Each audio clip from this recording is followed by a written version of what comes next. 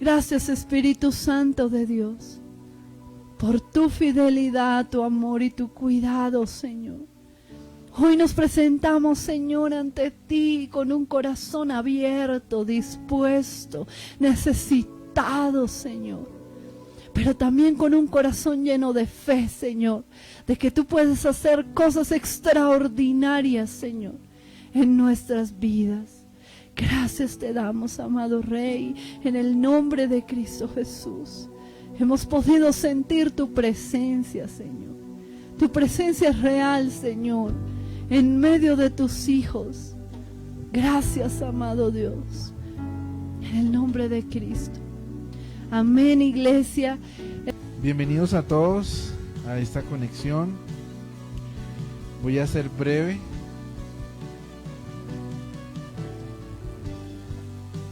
Así que los invito a que tomen apuntes, a que busquen un lápiz, un esfero, a que busquen dónde anotar o graben. Recuerden que el Facebook borra los videos, entonces muchas veces cuando vayan a buscarlo otra vez ya no va a estar. Entonces, para que graben allí. Vamos a estar hablando sobre Neftalí, la tribu de Neftalí.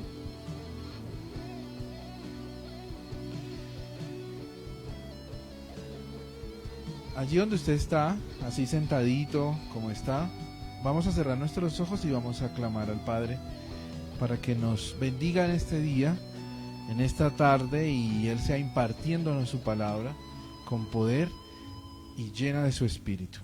Padre Celestial, en el nombre de Jesús, estamos aquí en este lugar para pedirte, oh Dios, que seas tú hablando a nuestro corazón, hablando a nuestro espíritu, a nuestra mente, a nuestra alma, a nuestra voluntad, a nuestras emociones.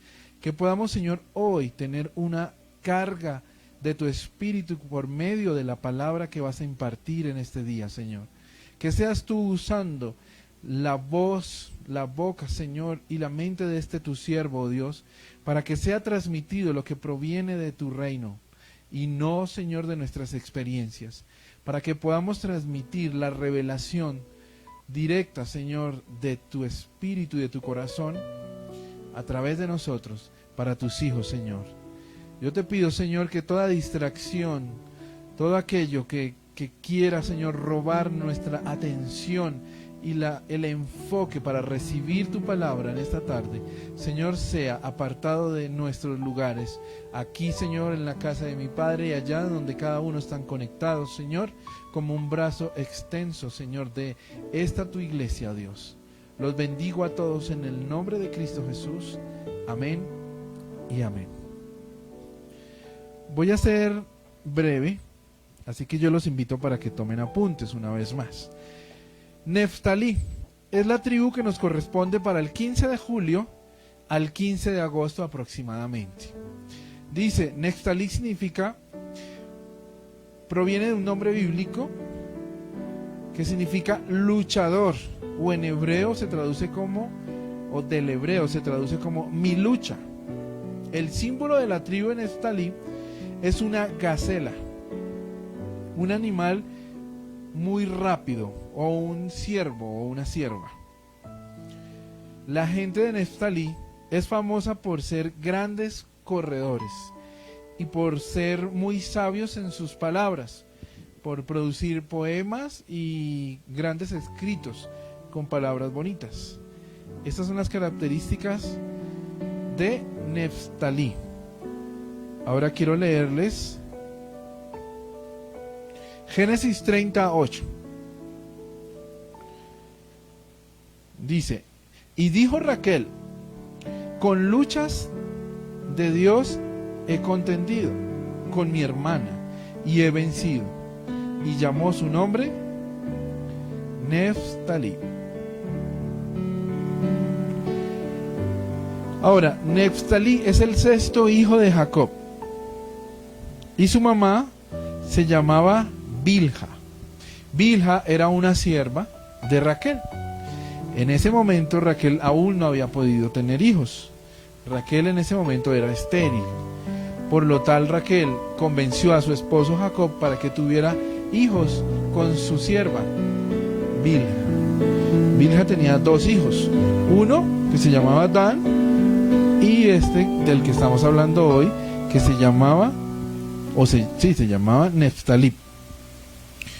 La tribu de Neftalí, el territorio que se le dio fue una tierra fértil. Dice que es la parte del mar de Galilea, todo lo que es la parte alta y la parte media de Galilea, que formaba como una especie de llano, y con sus aguas regaba este sector. Y era un lugar en donde tenía muchas partes altas, pero también tenía unos valles o unos planos muy verdes, muy fructíferos. Y quiero hablarles sobre algunas cositas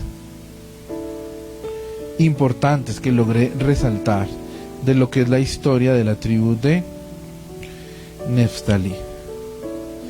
Neftalí aparece en la historia en la canción antigua de Débora. Dice que él fue elogiado junto con Zabulón por arriesgar sus vidas en la lucha contra Sísara. En esta prosa se cuenta del evento y los eruditos consideran como una narrativa muy interesante, y en particular también con Barak, que fue uno de los líderes de las fuerzas anti-Sísara, y Barak era oriundo de la tribu de Neftalí, o era hijo de esta tribu. También sale con Gedeón, cuando Gedeón se enfrenta a los madianitas. La tribu de Neftalí tuvo una participación bastante importante. Es cuando Gedeón, Dios le entrega 300 hombres nada más para que se enfrente a un ejército gigantesco y los vence. Esa es la historia de Gedeón. La tribu de Neftalí, con su territorio, participó en varias guerras entre los reinos de Judá, cuando fue perseguido por Ben-Hadad, rey de Aram de Damasco, y en estas guerras fue cuando invadieron los territorios de Neftalí, y dice que de ahí, a partir de esta guerra, fue que se desapareció de la historia, entre las tribus que están desaparecidas, según lo que hemos visto también en las anteriores. Dice que esta tribu de Neftalí está compuesta por 4 familias, o sea, 4 hijos de Neftalí, que son Jazel, Guni, Geser y Silén. Esto lo podemos encontrar en Números 26, 48 al 49. Aproximadamente, bueno, quiero leerles un pasaje interesante también. ¿Alguien me puede ayudar? Josué 19, 35 al 39.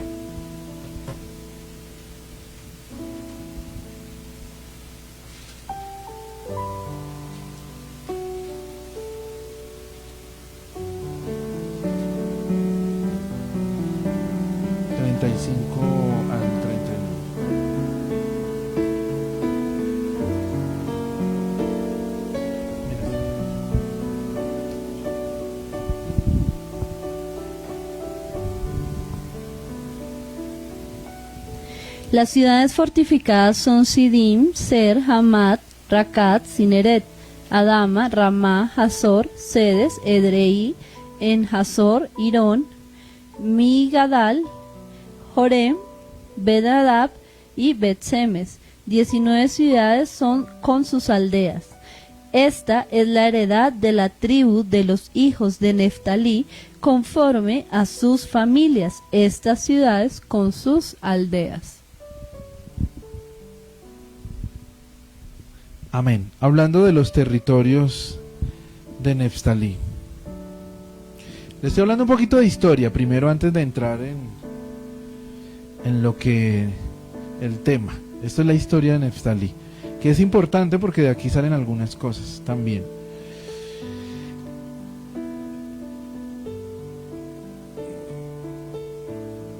Dice que la tribu de Neftalí siempre compartía mucho con la tribu de Aser y de Dan, y que eran unas de las últimas en el orden de la marcha de las tribus, cuando se levantaban las tribus y salían a caminar. Eran importantes en la posición de la retaguardia, o sea, eran unos de los que se encargaban de estar pendiente de la parte trasera de todo el campamento cuando se movía, o sea, se podría decir que en defensa. Y eran considerados buenos corredores, por tal motivo también eran buenos peleadores, eran muy ágiles, por eso estaban allí en esa parte, para poder defender y luego alcanzar al pueblo completo.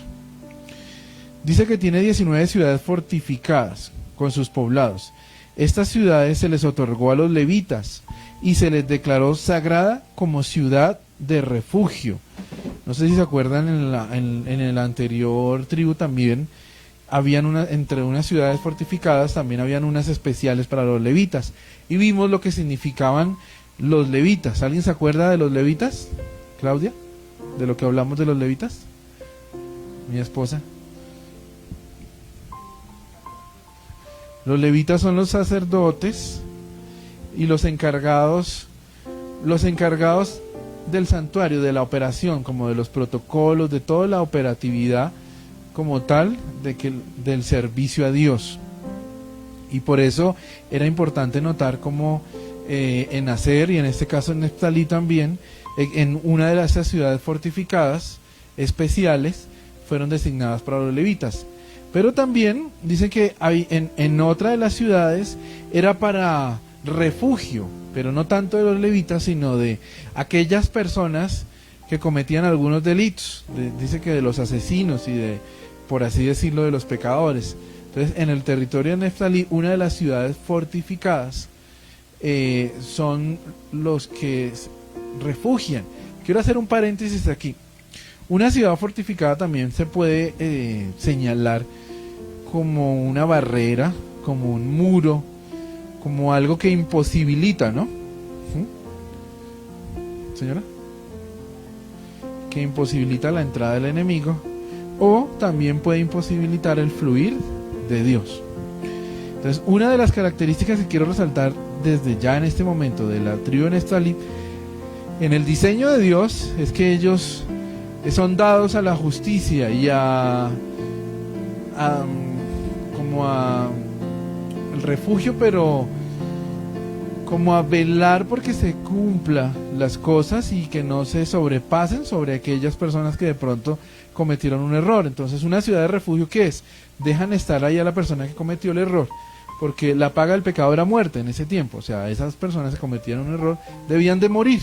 Pero existían ciertas ciudades de refugio en donde estas personas, por algún motivo o por algunas excepciones, podían estar allí mientras se establecía como un proceso o un protocolo específico para su caso.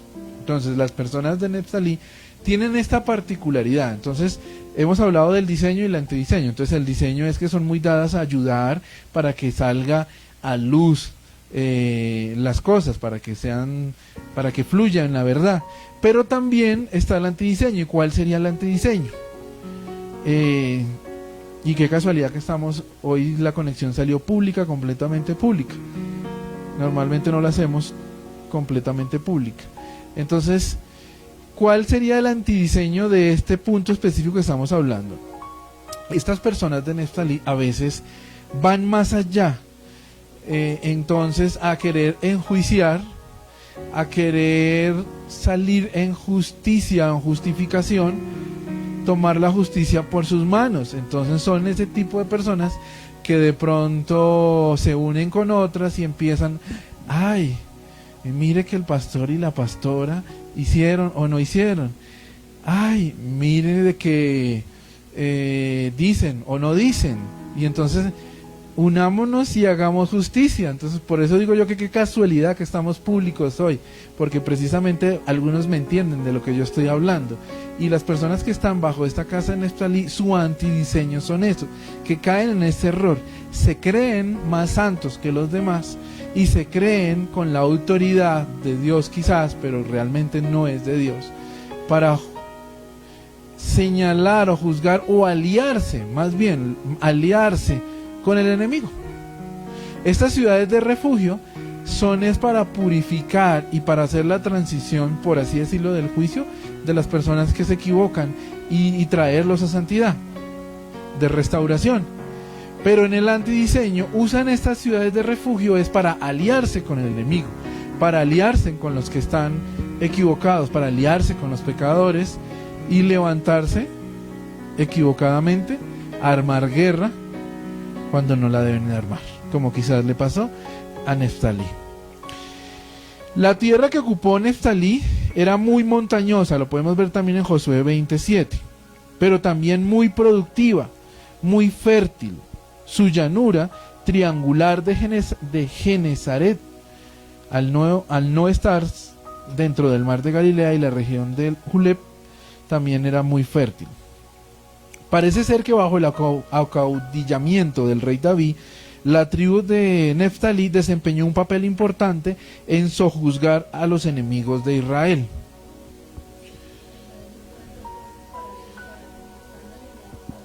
Exactamente. Los de la tribu de Neftalí suelen ser jueces para bien cuando están bajo la cobertura de Dios y alineados, como lo vemos con David, y jueces para mal cuando están desalineados. Dice que la tribu de Neftalí fue muy fiel a Saúl, y vemos que Saúl, en su corrupción y en su desalineación de Dios, persiguió a David, el ungido del Señor, también escogido. Y la tribu de Neftalí se unió a él y fue fiel a él, o sea, también fue parte de la persecución de David, de la cacería que se le hizo a David. Persigue los de la tribu de Neftalí en su antidiseño. Son esas personas que conocemos mucho aquí, que persiguen a los siervos de Dios, a los líderes, a los hijos de Dios, en pro de una justicia equivocada, dependiendo de su alineación. Entonces, sí, hay esos ministerios que hay por ahí que salen hablando mal de Cash Luna, que salen hablando mal de Dante Hebel, que salen hablando mal del uno, del otro, bueno, de tantos, para no herir por ahí susceptibilidades, y salen diciendo el hijo del diablo, Illuminati, una cosa y la otra. ¿Sí han visto esos videitos? Que lo dejan a uno como preocupado a veces, ¿sí? Pero resulta que la palabra de Dios nos dice que nosotros no debemos de juzgar a nuestros hermanos mayores, que eso solamente lo hace Dios, porque el único juez es Dios. Así que no podemos caer en este antidiseño de Neftalí. ¿Vamos bien? Esto hace parte de la historia. Ahora, pero Dios también los usa cuando están alineados para proferir juicio. Dice que la tribu de Neftalí fue una de las llamadas a proferir maldición cuando el tiempo de Gedeón, que fueron tratados indignamente algunas de las tribus, incluida Neftalí, por causa de estas invasiones y de estas guerras. Entonces dice que ellos subieron a un monte por autorización de Dios y declararon unas calamidades o maldiciones en contra de aquellos que habían proferido también maldiciones en contra de ellos mismos y hechos ciertas persecuciones. O sea que Dios los usó también para ser parte de ese juicio en el diseño de Dios. Dios también lo usa para eso, pero cuando están alineados bajo la cobertura correcta. Amén. A ver, otras cositas aquí. Entonces fueron unos guerreros bastante importantes, porque la pelea de Débora, de Gedeón, fueron historias que marcaron pauta en la palabra de Dios, en la Biblia, con respecto a lo que fue su pueblo. Bueno, de territorio geográfico no vamos a hablar mucho, eso se lo dejo para que usted lo investigue en su casa. Fueron muy fieles a Saúl, luego a David. Deuteronomio 27:13 podemos encontrar lo que les acabé de hablar. Y estos estarán sobre el monte Ebal para pronunciar la maldición.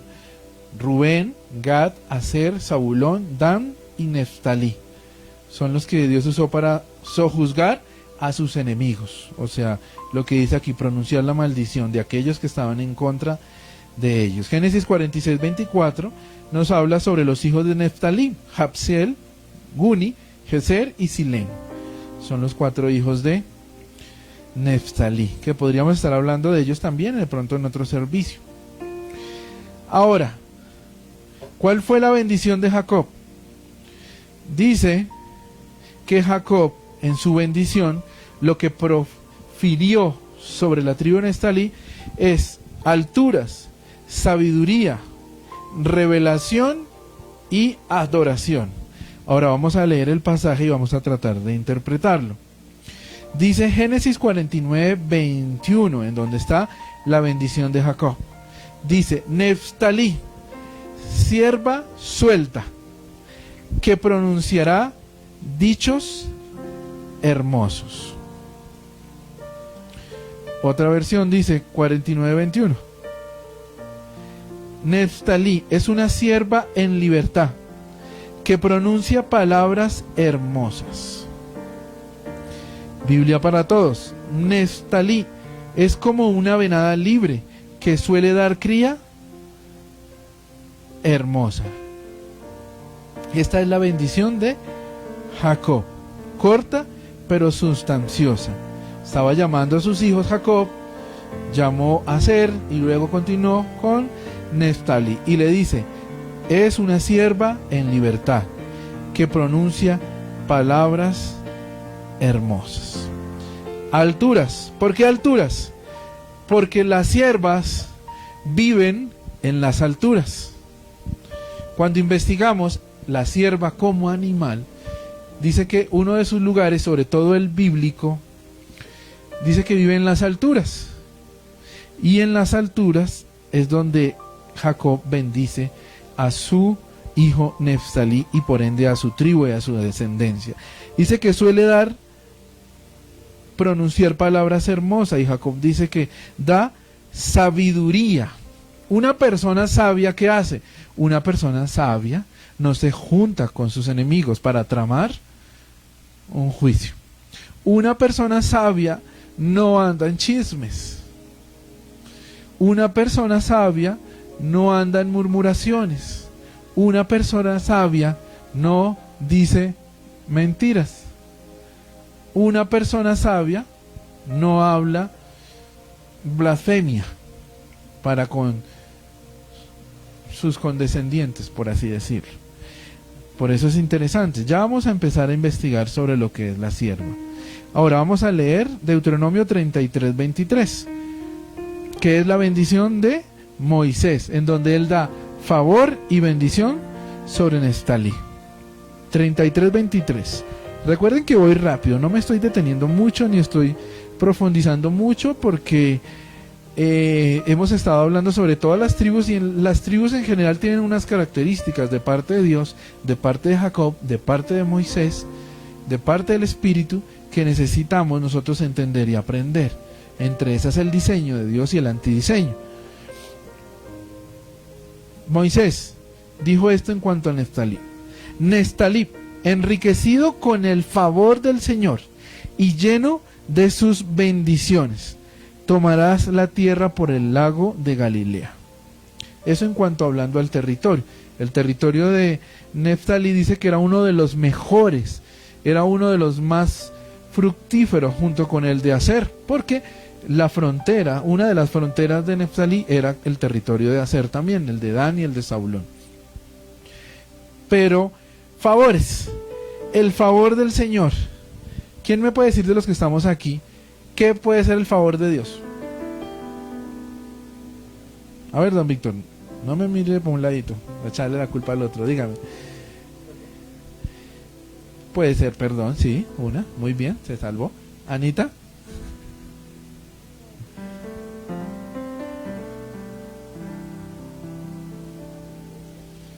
No, esa sí no. Favor. Dice, halló favor de Dios. En los pasajes anteriores, en las tribus anteriores, cuando hablábamos de que la mamá tuvo el hijo X, casi todas dicen lo mismo. Dice, he hallado el favor del Señor.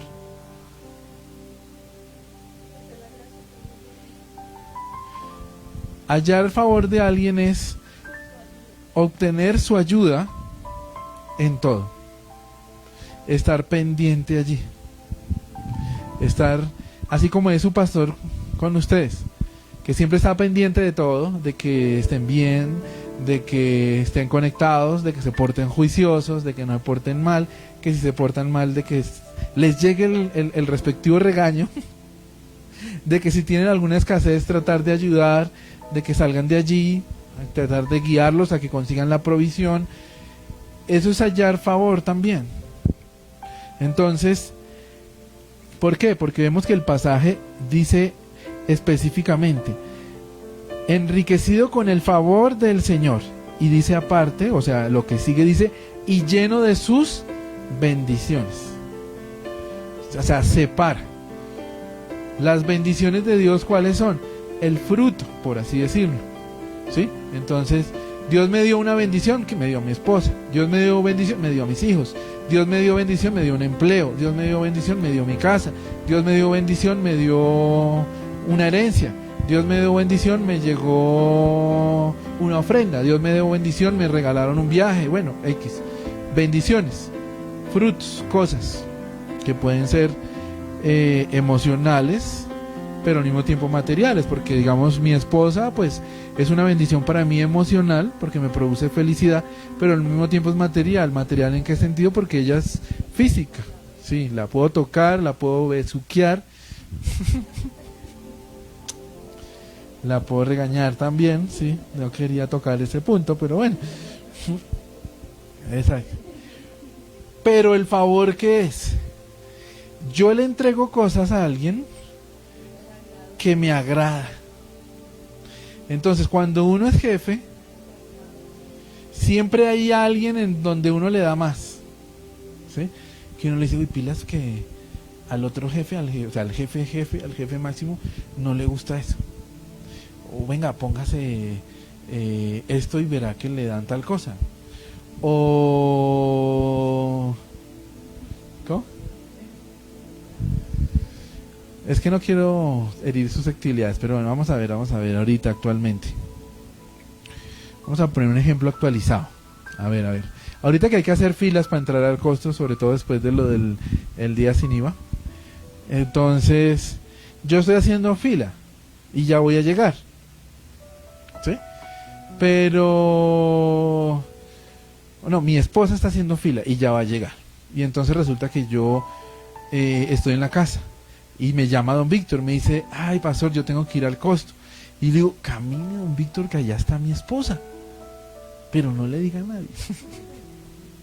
Y entonces nos vamos con don Víctor y llegamos allá con mi esposa. Y mi esposa nos abre espacio para que podamos nosotros entrar y entremos rápido. Entonces, ¿por qué lo hacemos? Personalmente yo soy, y pues creo que mi esposa también, de las personas que no me gusta dejar que se cole nadie en la fila, ni conocido ni desconocido. Yo puedo estar haciendo una fila y llega, un ejemplo, Claudia o Anita o el mismo don Víctor, normal, o sea, para aclarar un poquito el ejemplo, y yo los veo, yo los saludo, va bien, Dios lo bendiga, sí, mira, la fila empieza ya. Sí, yo hago eso porque pues cada uno debe pelear su propia batalla, ¿sí? Y lo hago estar allá. Pero también lo he hecho, y también lo he hecho con don Víctor, que entonces tienen más agrado conmigo, por así decirlo, y entonces le digo, pues me cuesta, ¿sí? No es que me guste mucho, pero digo, no, pero ¿cómo voy a dejar al pobre don Víctor allá? Acabo de llegar de trabajar y está que se duerme. Sí, hágale.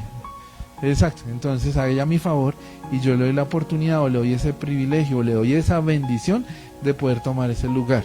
Y don Víctor, que me conoce, sabe que eso era lo que hubiera hecho, no me hubiera quedado con él, sino me salgo y lo hago otro día, porque muy seguramente no voy a hacer otra de la fila, o haría la fila otra vez, pero le doy la bendición.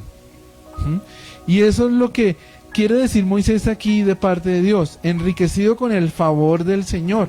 O sea, el Señor en todo momento quiere bendecir y ayudar y dar bendiciones. Pero para Él entregar algo necesariamente tiene que hallarle favor a alguien, o sea, alguien tiene que agradarlo.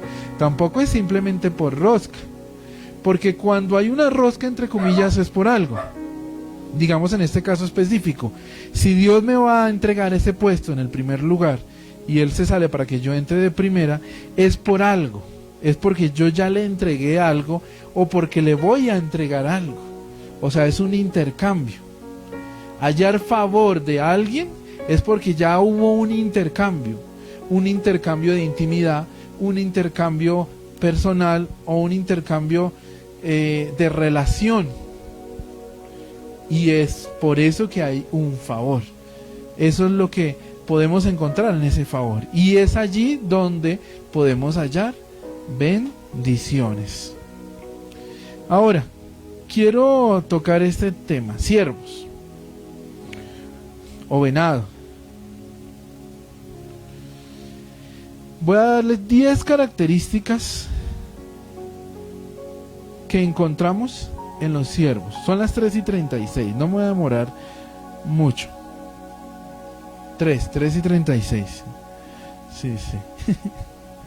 Dice, los siervos. Entonces, los siervos, en cuanto al animal como tal, que es el símbolo de la tribu de Neftalí, tienen la capacidad, esto es poderoso y sobrenatural, tienen la capacidad de vivir en cualquier tipo de hábitat.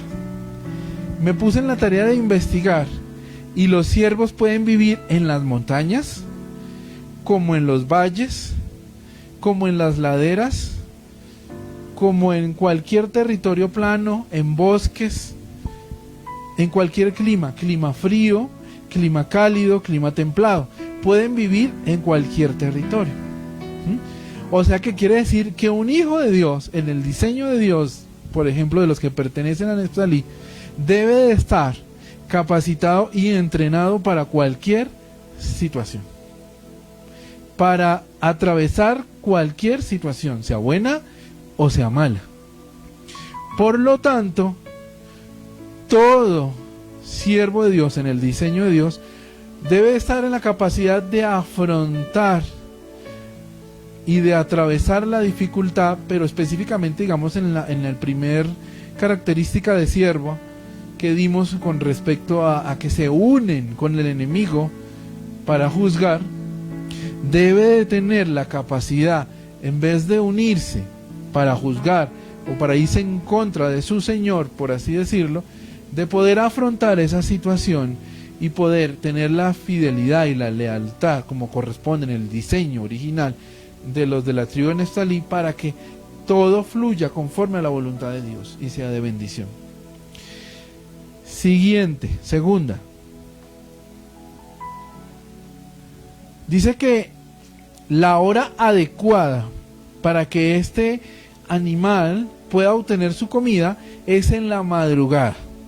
Dice que él cuenta con un sistema visual nocturno capaz de hacerle ver bien en zonas de poca luz.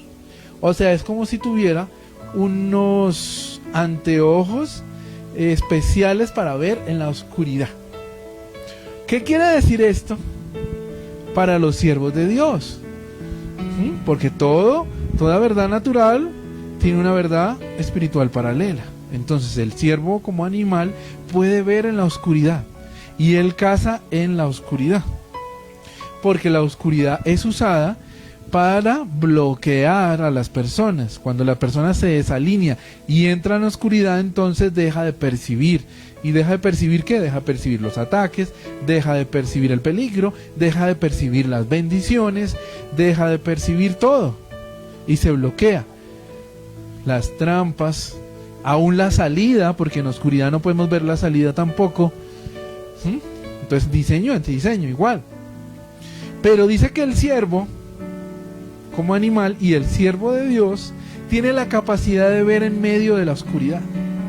O sea, de sacar lo bueno de lo malo y atravesar y digerir lo que necesita digerir.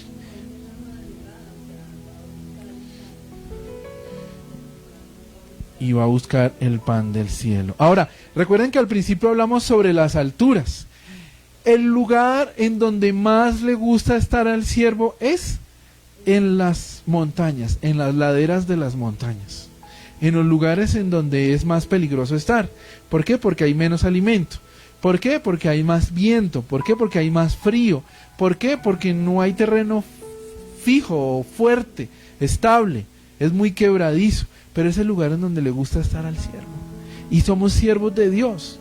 O sea que debemos de tener la capacidad de mantenernos en medio de una pandemia, de mantenernos en menos de una persecución, de una corriente que está establecida por medio de nuestra queridísima alcaldía ahora. Debemos de tener la capacidad de mantenernos firmes y fuertes siempre, porque es una característica del siervo. Nuestros pies no resbalan jamás. ¿Sí han escuchado ese pedacito de la canción? Que es un salmo. Dice, donde mis pies no puedan resbalar. Pero si usted va a la realidad física, es donde se resbala más uno.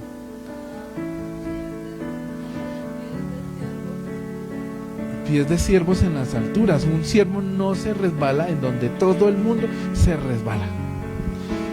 No hay animal que pueda permanecer tan fácil y tan estable como un siervo en las alturas.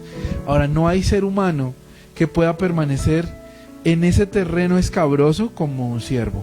O sea, los siervos de Dios alineados con Dios en el diseño original de Dios son capaces de permanecer firmes aún en medio de un abismo, aún en medio de una trampa, aún en medio de la oscuridad, aún en medio del ataque, aún en medio de la escasez, aún en medio de que no nos podemos reunir, aún en medio de que no podemos ir a una iglesia, aún en medio de que no podemos hacer una evangelización, aún en medio de que no podemos hacer una actividad, una jornada social, aún en medio de que no podemos ir a hacer cualquier cosa espiritual que quizás estuviéramos acostumbrados a hacer, pero aún en medio de eso nos permanecemos firmes. ¿Y por qué en las alturas? Porque en las alturas es donde primero le llegan las cosas. ¿Sí? Y entonces leíamos de qué Jacob le dio alturas, sabiduría. ¿Por qué sabiduría? Porque en la altura todas las voces o el bullicio del mundo natural y aún espiritual se callan, empieza a perder su potencia y podemos tener mayor enfoque, mayor concentración y podemos escuchar y oír más la voz de Dios, sintonizarnos y alinearnos con la voz de Dios, y empezamos a tener sabiduría porque empezamos a llenarnos. Revelación, ¿por qué? Porque empieza el siervo, no es que no coma nada mientras esté en las alturas, dice que él encuentra unos pastos en las alturas que son más deliciosos y más alimenticios, por así decirlo, para él, que aún los mismos que están en el plano y en lo llano, porque estos se alimentan de unas condiciones naturales más puras que aún las que están abajo. Son escasas, porque no cualquiera puede sobrevivir a estas condiciones, pero el que sobrevive o lo que sobrevive es muy puro y es muy rico, es muy jugoso, por así decirlo, no pensando en carne para los que tengan hambre, sino pensando en las propiedades de lo que lo hace ser jugoso. Amén. Y adoración. ¿Por qué adoración? Entonces dice que el sonido del siervo le llaman berrea o berrear, de ahí me imagino que salió lo de berrear, de la berreadera. Y el siervo constantemente está en su berreadera, pero tiene diferentes tonos o tonalidades en su berreadera. Exacto. Entonces, ¿y cuáles son las corrientes de las aguas? La que los protegen, la que les borra las huellas para que los cazadores, bien sea de otros animales o humanos, lo logren encontrar. Entonces él vive bramando, y cuando está en las alturas brama, cuando está en el llano brama, cuando está buscando en peligro brama, todo el tiempo está adorando al Señor. Así que una de las características de un siervo de Dios es que vive en continua adoración, alabanza a Dios. Pero adoración, recuerde que no es solo cantar. Cantar es una parte de adoración. Adoración es más profundo que eso. Adoración lo podríamos resumir entre comillas en rendición. Cuando yo me rindo a Él, estoy adorándolo a Él. Como esa canción de Yo me rindo a Él. Es viejita. Yo me Pero eso es adoración. Entonces digo yo, podemos resumirlo. ¿Por qué? Porque el siervo vive en continua bramadera. Así que nosotros como siervo de Dios debemos de vivir en continua bramadera. ¿Y cuál sería esa bramadera para nosotros? Cantar, sí, pero es uno de los puntos. Nuestra continua bramadera debe ser continua rendición, o esas 1000 muertes, como aprendimos una vez del apóstol Nahum Rosario. 1000 muertes. Pues yo lo escuché de Nahum. Si lo dijo Catherine Kuhlman, amén, gloria a Dios. Pero yo lo escuché de Nahum. Amén, amén.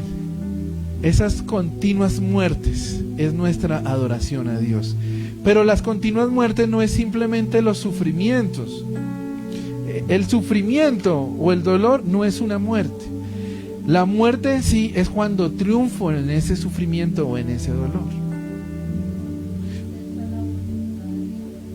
Cuando es hecha la voluntad de Dios en medio de su sufrimiento. Porque cualquiera puede decir, ay sí, yo también tengo muchas muertes, porque se acuerda de muchas tristezas y muchos dolores. Pero eso no es muerte. La muerte es cuando triunfé en medio de ese dolor. Porque cuando un dolor se acaba, ¿por qué es? Porque se murió. Literal. Cuando a alguien le deja de doler algo, que está enfermo obviamente y que tiene un dolor, es porque se murió. Y cuando hay muerte es poder de resurrección. Hay una canción de Omar Herrera que decía que la semilla tenía que morir, o como el agua del arroyo que va corriendo al mar, cuando llega al mar su corriente muere, para que el mar sea el que nazca.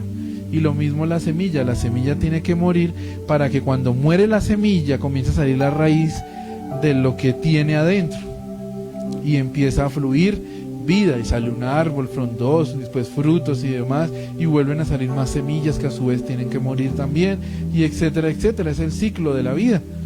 Así que eso es lo que un siervo de Dios debe hacer: morir en adoración al Señor, para que ahí sí surja vida.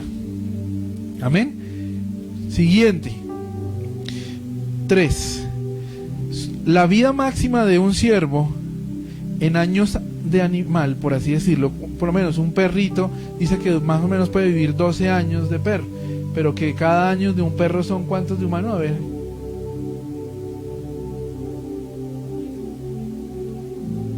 Creo que son 3 años, más o menos. Lo mismo, más o menos lo mismo pasa con el tema de los animales en general. Sí, o sea, un ser humano puede llegar a vivir 70, 80 años.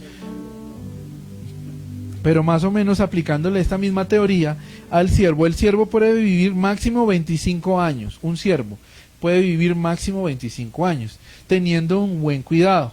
Dice que entre 12 a 25 años, pero para poder alcanzar a vivir 25 años dice que tenía que ser un siervo que tuviera ciertas condiciones, que más que todos los que estaban bajo cuidados de personas, que todo el tiempo les daban la comida específica que ellos necesitaban, a las horas específicas, y que los mantenían en una vivienda donde podían ellos cumplir con todos los requisitos que necesitan para que ellos puedan vivir. O sea, un hábitat especial, bendecido para poder vivir tantos años. Ahora 25 por 3, ¿cuánto sería? 75 años, ¿sí? Más o menos, ¿no? Es un promedio, que dice que más o menos el promedio de los seres humanos hoy en día es de 80 años, más o menos. O sea, ¿a qué punto voy yo con esto? Que cuando un siervo de Dios está alineado entre el plan de Dios, no hay próstata, cáncer, diabetes, obesidad, colesterol, diabetes, contaminación ambiental, ni COVID que lo mate. Cuando un siervo de Dios está alineado con Dios, puede llegar a vivir su edad promedio, la edad que Dios estableció para que los seres humanos vivan en este tiempo, que puede variar entre 80 hasta 100 años si se cuida bien. Entonces, si una persona si tiene todas las condiciones ambientales, pero la condición ambiental que más hace que esto fluya es nuestra relación con Dios.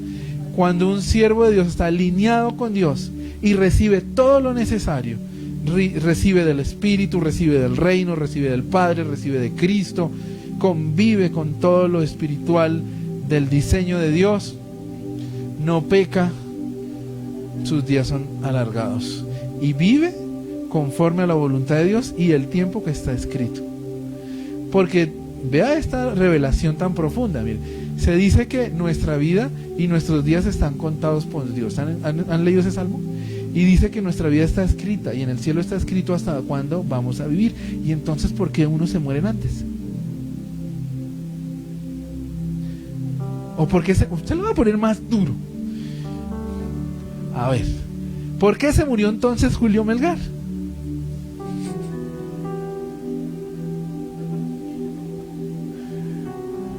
Tan joven, obviamente. Bueno, quería era moverlos así, que como se sacudieran. Y sé que los que están conectados también como que ¡ay! Terrible, pero lo que voy a hablar no tiene nada que ver con Julio Melgar. ¿Por qué? A esto voy, mire. ¿Por qué se muere la gente antes de tiempo? Porque no está alineada con Dios, porque no se está alimentando con el poder de Dios, porque no está conectado de la vid. Y entonces no le fluye savia del Espíritu, y al no fluir savia del Espíritu, cuando una mata, una flor o una rama no le fluye la savia, ¿qué pasa? Cuando no está conectada se muere de una vez. Cuando no le fluye casi, se va muriendo poco a poco, ¿cierto? O no da fruto y poco a poquito va pereciendo. Entonces, al punto que yo voy es que un siervo de Dios debe de estar alineado con Dios, y por ende el intercambio es que cumple su ciclo de vida según lo que está escrito en el cielo, hasta el día que ya Dios decretó que él viva.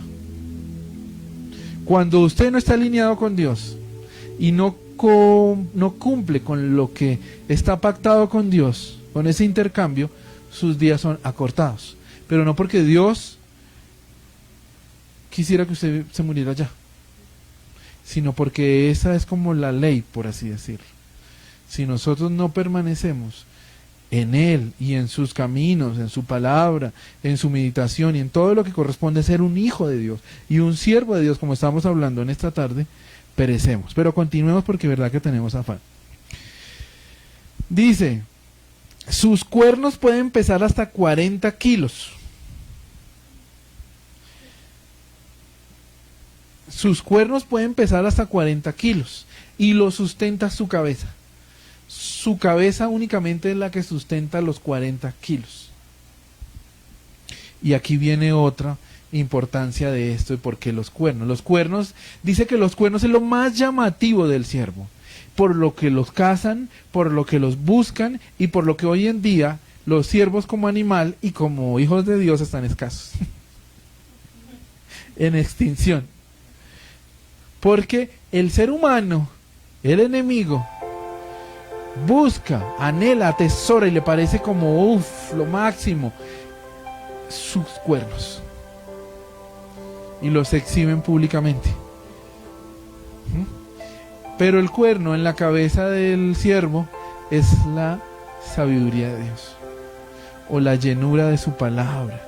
Es esa reserva, como dirían por ahí, de todo lo que Dios nos va enseñando y el conocimiento que Dios nos va dando, para que podamos ser bellos y ser un tesoro agradable para nuestro Dios. Y en lo natural, con los cuernos ellos ganan a la esposa, con los cuernos defienden a los hijos, con los cuernos se ganan el liderazgo de la manada, con la sabiduría.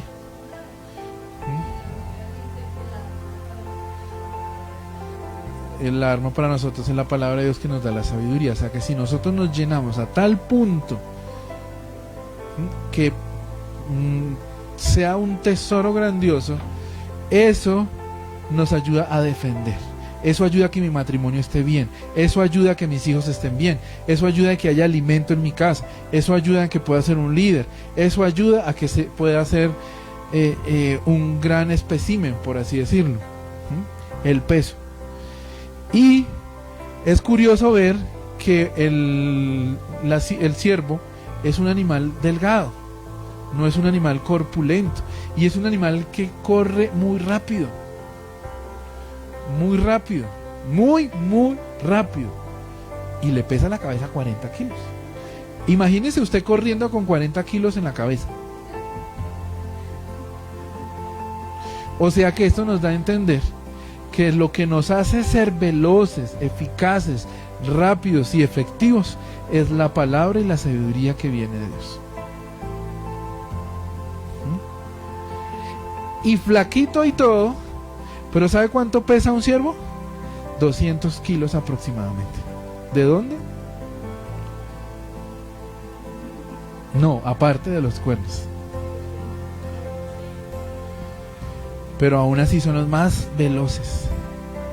O sea que un siervo de Dios, si un siervo de Dios quiere, ¿cómo es que dice la canción? Acelerando los tiempos en lo sobrenatural, debe tener peso en su cabeza espiritual y natural, con sabiduría y conocimiento. No es solo pararse a cantar, acelerando en lo sobrenatural, pero ni siquiera abre la Biblia, pero ni siquiera se discipula, pero ni siquiera asiste a un servicio, o ni siquiera se conecta, o ni siquiera recibe una palabra, una corrección, una dirección de su pastor. ¿Cómo va a acelerar los tiempos? ¿Cómo va a recibir bendición? Recuerde que un siervo es rápido porque ha adquirido esos 40 kilos de belleza y de tesoro en su vida. Así que adquiera esos kilos de sabiduría y de palabra de Dios que lo van a hacer rápido. Siguiente, ya vamos en la octava. Dice que son considerados los más antiguos. Tienen hasta 38,000 años de existencia. La especie de los ciervos dice que es una de las más antiguas, 38,000 años de existencia. ¿Te acuerdas las cuentas que estábamos haciendo ayer del pastor Gonzalo? 38,000 años de existencia, o sea que esos 40 kilos de sabiduría es por algo. La sabiduría no se adquiere por venir un domingo nada más. La sabiduría no se adquiere por conectarse una vez o 2 segundos nada más para que digan que se conectó. La sabiduría viene por una antigüedad, por un relacionar una y otra vez. Y ahí me voy llenando y me voy empapando de la palabra de Dios. Ahora, noveno. Acuérdense que son solo 10. Dice, no todos tienen cuernos. Hay otros que tienen colmillos. Y los ciervos, en su mayoría, sobre todo los de los cuernos, son herbívoros. Comen pasto. Pero los que tienen cuerno, adivinen que, de colmillos, adivinen que comen. Carne. Y dice que ellos son capaces de comerse un oso y leones. Porque son tan rápidos que aún los tigres no pueden ganarle. O sea, esto, ¿por qué lo puse? Porque estamos hablando que estas características nos traducen o nos llevan a lo que un siervo de Dios debe ser. O sea que un siervo de Dios, hay los que son de sabiduría para dirigir y para atraer el pan de vida y liderar. Y están los otros, que son los que están para distribuir esa bendición, masticarla y entregarla, conseguir esas presas y repartirlas entre su manada.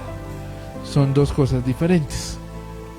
Ahora, para finalizar, 10, que tiene que ver con lo que les estoy diciendo, dice, son capaces de triturar y masticar extremadamente bien lo que comen, sea la parte herbívora o sea la parte carnívora. Dice que esto lo hacen para que lo que comen sea estrictamente lo que necesita su organismo. Interesante, ¿no? Un siervo de Dios debe estar en la capacidad de comer la palabra, la predicación, las canciones, las enseñanzas, aún las conversaciones ociosas, de triturarlas. ¿Qué es triturar? Despedazar, desmenuzar, deshacer algo y masticar. ¿Masticar qué es? Ablandar. Cuando uno mastica, está ablandando. Y cuando ya se ablanda, entonces ya se tritura, se empieza a despedazar las cosas. O sea que estas dos cosas nosotros como siervo de Dios debemos de hacer. Tomar la palabra, meditarla, y extraer lo bueno de lo malo. Y desechar lo malo. Y que lo que llegue a mi sistema digestivo sea exactamente lo que necesito y me alimenta y me produce. O sea que un siervo de Dios no anda comiendo cualquier cosa.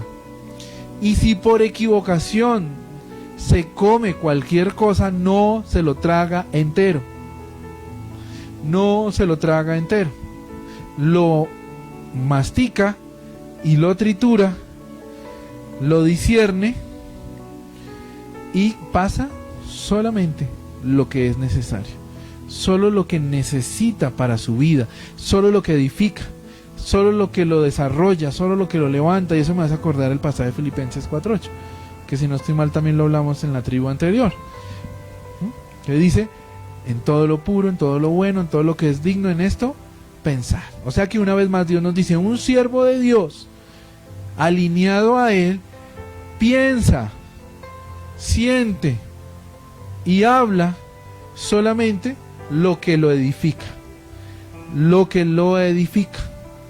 Y aquí una vez más me voy a meter con algunos. Tú que vives sumergido en las redes sociales, ¿eso te edifica? Tú que vives metido en el Facebook, ¿te edifica? Tú que vives con los compañeros haciendo quién sabe qué pilatunas, ¿eso te edifica? ¿Eso te bendice? ¿O bendice a los que están a tu alrededor? ¿Es parte para cumplir tu llamado? Así que alimenta tu espíritu, te ayuda para que puedas vivir más años y puedas cumplir tu propósito en Dios. Así que un siervo de Dios ayuda para la salvación, importantísimo, tremendo eso. Lo que estás viendo, lo que estás oyendo, lo que estás pensando, lo que estás sintiendo, lo que estás hablando, lo que estás haciendo, y aún lo que no estás haciendo, te edifica y te ayuda para tu salvación y la de otros. Ese es el llamado en esta tarde. Yo los invito a que se pongan de pie, que ahora sí estamos finalizando.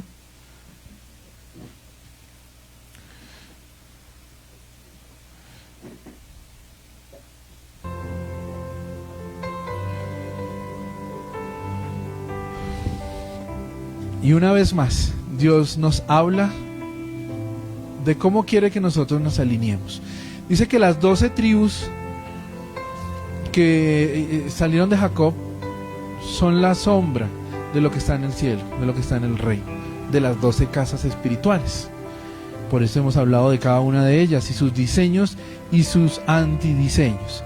Y en cada una de las casas, estas enseñanzas no es solamente para los que nacen bajo esas fechas. Lo hablamos es como a manera de edificación, pero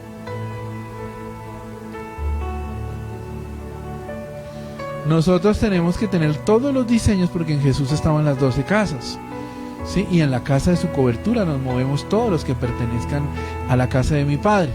Pero es necesario que nos edifiquemos y que nos entrenemos. Hemos visto en cada una de las casas los diseños de Dios en ellos. Pero ¿qué quiere decir? Que un siervo de Dios debe tener autoridad, como José. Un siervo de Dios debe tener la capacidad de renunciar a lo malo, como Rubén.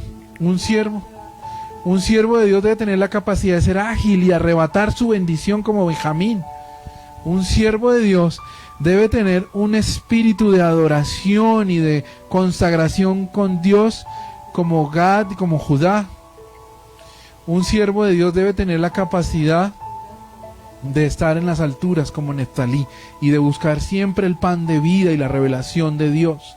y etcétera, etcétera, etcétera. Un siervo de Dios tiene todos los diseños de cada una de estas casas para que podamos operar en Cristo Jesús y en la casa de José, que también tiene su connotación, pero no le voy a destruir ahorita esa vaca sagrada. Necesitamos también ver, como hemos visto, los antidiseños, lo que no debemos hacer como siervos de Dios, y es lo que hemos venido hablando durante estos meses. Y hoy yo te invito para que estés ahí. Si por primera vez estás aquí y nos estás escuchando por medio de Friends for Life, o por primera vez de pronto te invitó a alguien de Ven, de viernes por la noche, o estás conectado por medio de la casa de mi padre, yo te invito para que allí tú cierres tus ojos junto con nosotros y entreguemos nuestro corazón delante del Señor y hagamos una oración que es una llave para comenzar un caminar en Cristo Jesús, y podamos entender y aceptar los diseños de Dios y desechar los antidiseños. Y allí también te invito para el que viene continuamente con nosotros, para que entreguen en Dios todo lo que no es de un siervo de Dios, y para que abracen lo que deben de tener como siervos de Dios, de adorarlo en todo tiempo, de buscarlo, de hablar con Él a tiempo y fuera de tiempo. Eso quiere decir las 24 horas. Así que cierra tus ojitos allí y repite conmigo: Señor Jesús, te entrego mi vida hoy y abro mi corazón delante de ti para que tú entres en él. Reconozco que soy pecador, que te fallé, que me aparté de tus caminos por un tiempo, pero hoy estoy aquí para que me laves con tu sangre e inscribas mi nombre en el libro de la vida y no se borre jamás. Enséñame a vivir conforme a tus diseños y guíame con tu Espíritu Santo. En el nombre de Jesús. Amén y amén. Señor, yo oro por todos, Señor, los nuevos, los antiguos, los que se conectaron hoy por algún motivo, Señor. Yo te pido que seas tú, Señor, atrayéndolos con lazos de amor a tus pies, Señor, porque tú eres su Señor, porque tú eres su Rey y su Salvador, porque en ti, Señor, pueden hallar salvación y en ti pueden encontrar la salida y la solución para sus problemas.